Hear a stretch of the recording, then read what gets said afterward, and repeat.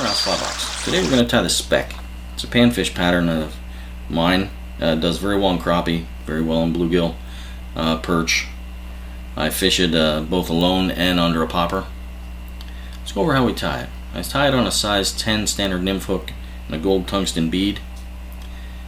And we'll start off with 6/0 black thread. And we're going to wrap back to the point of the barb.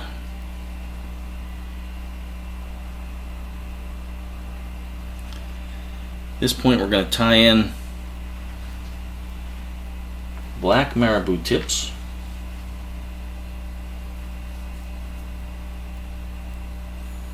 Just standard Marabou. I like to wet my fingers just a little bit. Sweep them to the rear. I'm going to measure those tips the length of the hook and trim them off.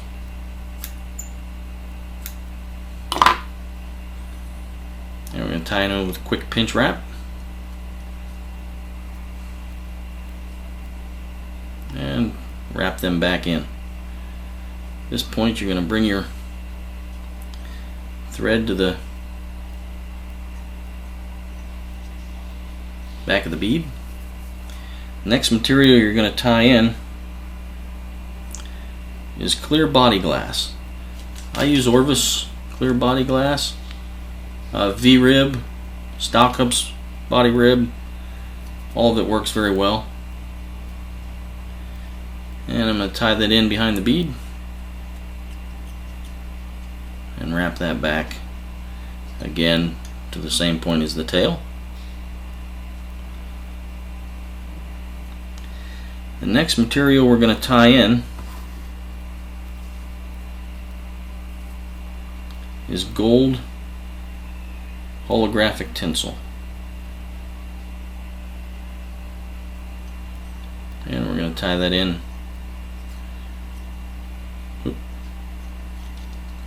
Pinch wrap and tie that in just in front of where we tied the tail.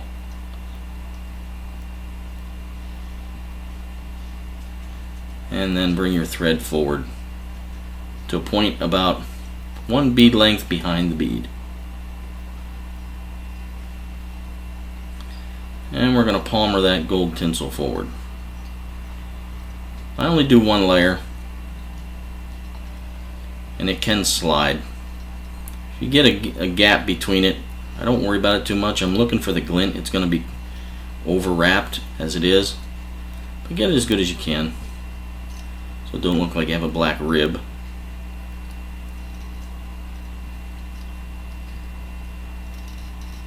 And we're going to bring that to a point about 1 bead length behind the bead.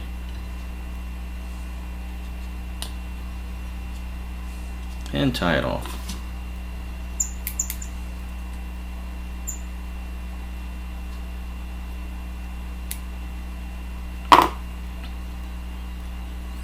And then we're going to bring our body glass forward.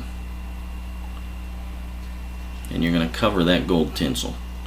I like using the body glass on this fly more than ribbing to make it durable and protect it, because the body glass gives it a whole nother look when it gets wet, and it makes this almost chew proof. I don't think I've ever had a body come loose when wrapped in this manner. And you're going to tie that off as well at a point 1 bead length back.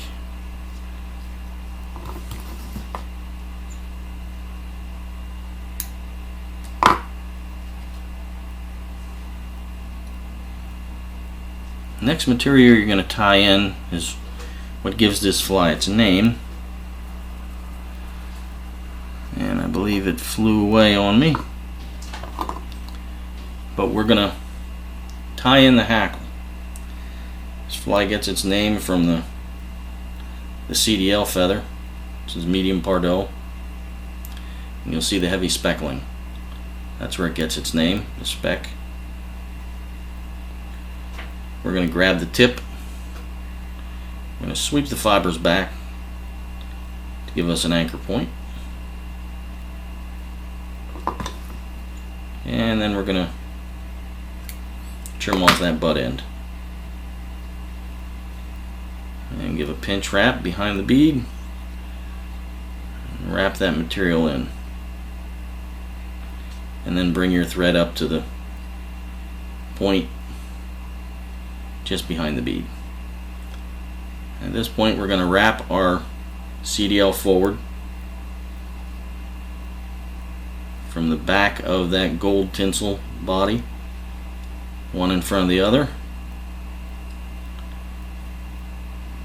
I'm going to bring it forward to behind the bead, and then tie it off.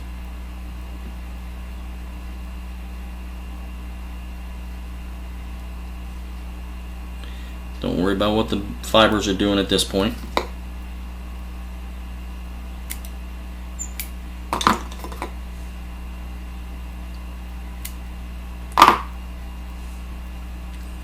And I wet my fingers and I sweep those fibers back. And you're going to wrap back into them considerably. You're going to force those hackles back over the body. You want to keep an even collar of fibers around, a nice shroud around the body. You're going to bring it back just about the width of the bead. And you'll see it forces those hackle fibers back over the whole body, but it keeps it away slightly.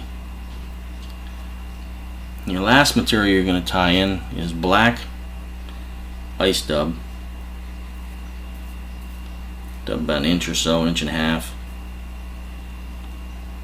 and you're going to give that a collar. Keep that hackle in place.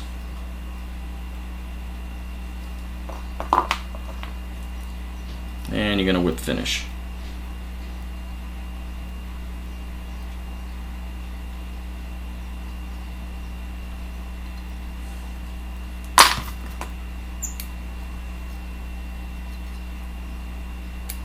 And there it is, the Speck. I like to fish this under a popper or alone. I'll fish it with a floating line and let it drop down to just above the weed beds. Twitch this thing in, or put it about 18 inches below a heavy popper and retrieve it. It's very effective. The Speck. Give it a try. I hope it adds to your box as it has mine. Good luck. See you in the water.